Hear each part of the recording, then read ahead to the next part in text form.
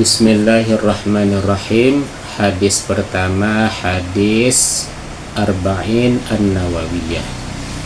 An Amiril Mu'minin Abi Hafsin Umar bin Al-Khattab radhiyallahu anhu qala sami'tu Rasulullah sallallahu alaihi wasallam yaqulu innamal a'malu binniyat wa innama likulli imri'in ma nawa.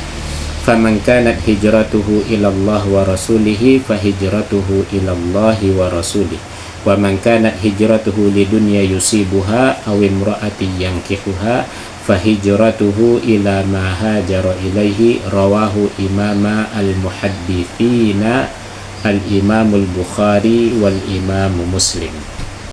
Dari Amirul Mukminin Abi Hafs Umar bin Khattab, semoga Allah meridainya, berkata, aku mendengar Rasulullah Shallallahu Alaihi Wasallam bersabda, hanya saja amalan itu dengan niat, dan hanya saja setiap orang mendapatkan apa yang dia niatkan.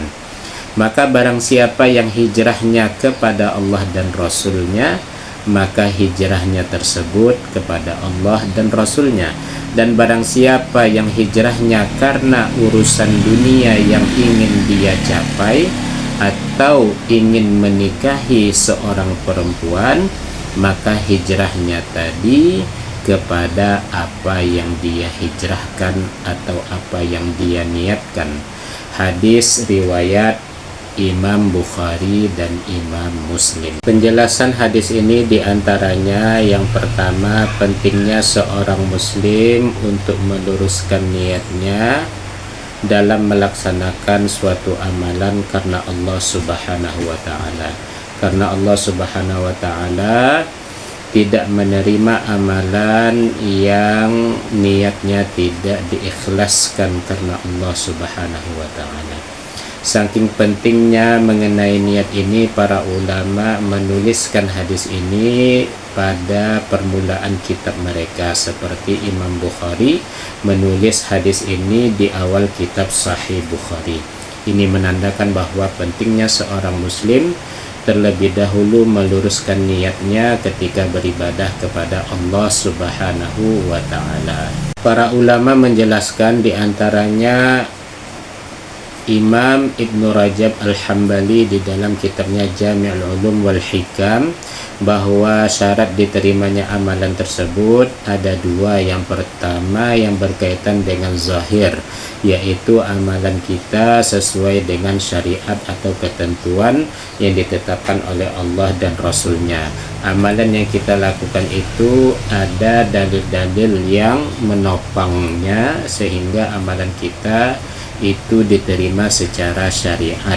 Yang kedua yang berkaitan dengan batin, yaitu yang berkaitan dengan keikhlasan dan lurusnya niat seorang hamba karena Allah Subhanahu wa Ta'ala mengerjakan perbuatan tersebut. Jika salah satu dari dua hal ini tidak ada, maka amalannya tidak diterima. Oleh karena itu Rasulullah SAW menyebutkan bahwasanya riya ini termasuk syirik kecil, sebagaimana di dalam suatu hadis riwayat Imam Ahmad, Rasulullah SAW bersabda, innama akhwafa alaikum. Rasulullah SAW bersabda, inna akhwafa ma akhafu alaikum asyirkul asghar. Qalu ya Rasulullah wa masyirkul asghar? Qala ar-riya. Sesungguhnya yang paling aku takutkan, atau di antara hal yang aku takutkan dari kalian adalah syirik kecil. Para sahabat bertanya, wahai Rasulullah, apakah syirik kecil tersebut? Rasulullah SAW menjelaskan bahwa syirik kecil itu adalah riya. Maka riya termasuk syirik kecil. Kenapa dinamakan syirik kecil? Karena dia beribadah secara zahir menyembah Allah Subhanahu wa Ta'ala, namun niat ataupun tujuan daripada ibadahnya bukan kepada Allah Subhanahu wa Ta'ala. Seakan-akan dia telah melakukan syirik, menyekutukan Allah dari segi niat yang dia pasang tersebut. Yang kedua, Imam Syafi'i rahimahullah mengomentari hadis ini bahwasanya beliau berkata innahu thuluthul ilmi, bahwa hadis ini termasuk sepertiga ilmu. Imam Baihaqi menafsirkan apa yang dikatakan oleh Imam Syafi'i ini. Beliau berkata anna kasbal abdi imma biqalbihi au bilisanihi au bijawarihi, bahwasanya perbuatan seorang hamba itu ada kalanya dengan hatinya, atau ada kalanya dengan ucapannya, atau ada kalanya dengan perbuatannya anggota tubuhnya. Maka perbuatan seorang hamba tidak terlepas dari tiga unsur. Yang pertama yang berkaitan dengan hati, yang kedua berkaitan dengan pembicaraan, dengan lisan, dan yang ketiga berkaitan dengan anggota tubuh. Hadis ini menjelaskan sepertiga dari perbuatan hamba tersebut, yaitu yang berkaitan dengan hatinya. Dan Imam Syafi'i juga mengatakan bahwasanya hadis ini masuk ke dalam 70 bab di antara bab-bab fikih.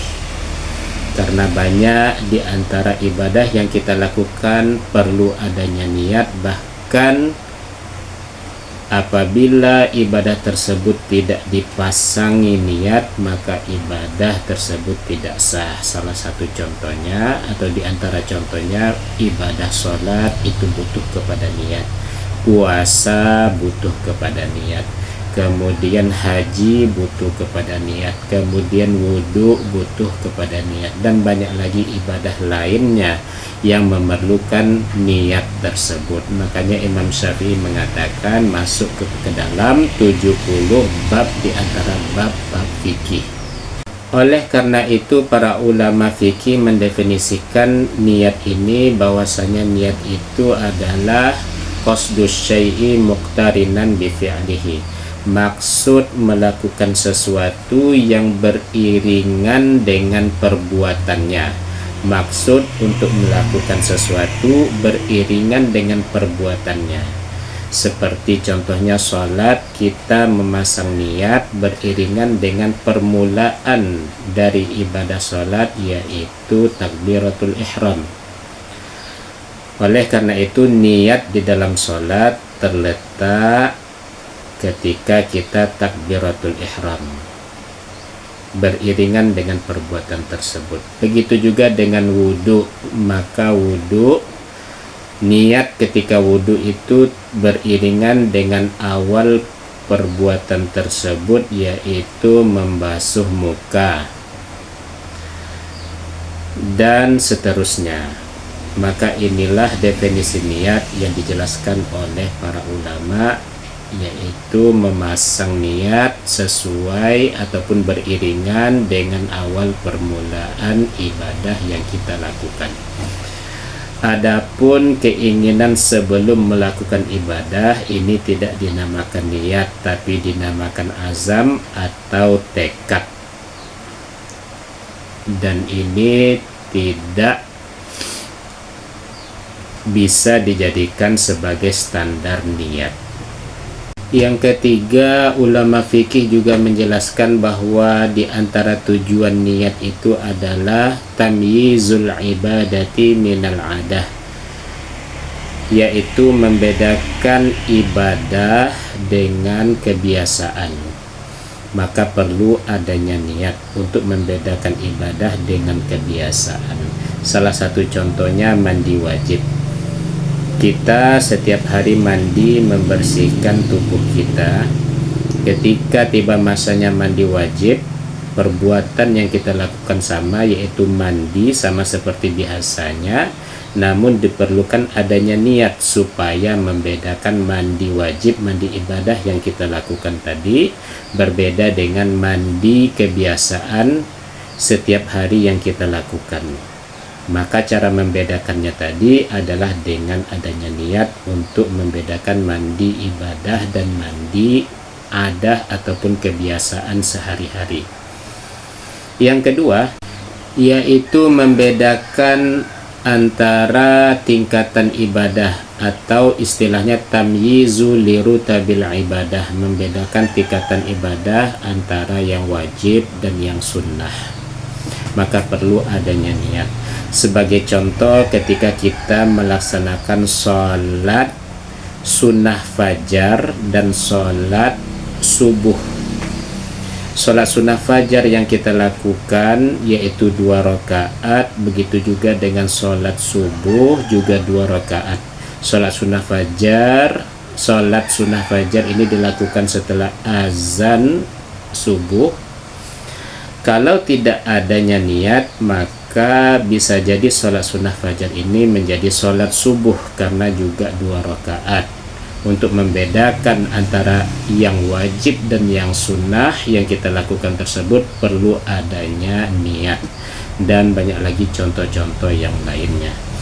Oleh karena itu ulama juga berkomentar, para ahli fikih juga berkomentar bahwasanya tidak dibutuhkan niat apabila ibadahnya tadi tidak ada kemiripan dengan hal-hal kebiasaan sehari-hari ataupun tak ada. Oleh karena itu para ulama fikih juga berkomentar tidak perlu adanya niat jika ibadah itu terkhusus dengan sendirinya, tidak ada perbedaan antara ibadah dan kebiasaan sehari-hari ataupun tingkatan ibadahnya seperti membaca Al-Quran, zikir. Maka ibadah tersebut tidak dibutuhkan niat. Jadi kalau kita membaca Al-Quran langsung baca, tak perlu adanya niat. Begitu juga dengan zikir karena ibadah tersebut telah terkhusus dengan sendirinya. Yang keempat, seorang ulama Ibnul Mubarak berkata, rubba amalin saghirin tu'azzimuhun niyah wa rubba amalin kabirin tusaghiruhun niyah. Bisa jadi amalan kecil itu dibesarkan oleh niat, dan bisa jadi amalan yang besar dikecilkan oleh niat. Amalan yang dilakukan ikhlas karena Allah, meskipun itu amalan yang sederhana, kecil, maka amalan tadi bernilai di sisi Allah Subhanahu wa Ta'ala. Sedangkan amalan yang besar, sebesar apapun itu amalannya, jika niatnya bukan karena Allah Subhanahu wa Ta'ala, maka Allah Subhanahu wa Ta'ala tidak akan menerimanya. Banyak sekali contoh di dalam hadis Nabi Muhammad SAW. Seperti seorang yang berjihad bukan karena Allah. Kita mengetahui bahwasanya jihad itu adalah ibadah yang besar, bahkan sampai mengorbankan jiwa dan raga, mati di medan perang. Namun karena disebabkan oleh niat yang salah, orang tersebut tidak diterima amalannya oleh Allah Subhanahu wa Ta'ala. Meninggalnya di medan perang tidak diterima oleh Allah Subhanahu wa Ta'ala sebagai seorang syahid karena kesalahan niat. Semoga Allah Subhanahu wa Ta'ala menjaga kita dari niat yang salah. Yang kelima, yang terakhir, bahwa hijrah yang sesungguhnya itu sebagaimana di dalam hadis Imam Al-Bukhari, al-muhajiru man hajara ma nahallahu anhu. Rasulullah SAW bersabda, orang yang hijrah itu adalah orang yang hijrah dari segala apa yang Allah Subhanahu wa Ta'ala larang. Maka itulah orang yang berhijrah sesungguhnya. Apa yang Allah Subhanahu wa Ta'ala larang, dia tinggalkan. Dia hijrah dari perbuatan yang buruk kepada perbuatan yang baik. Yang sebelumnya misalkan dia suka meminum minuman keras, dia berhijrah, dia tinggalkan minuman keras tadi kepada sesuatu yang dihalalkan oleh Allah Subhanahu wa Ta'ala. Itulah hijrah yang sesungguhnya.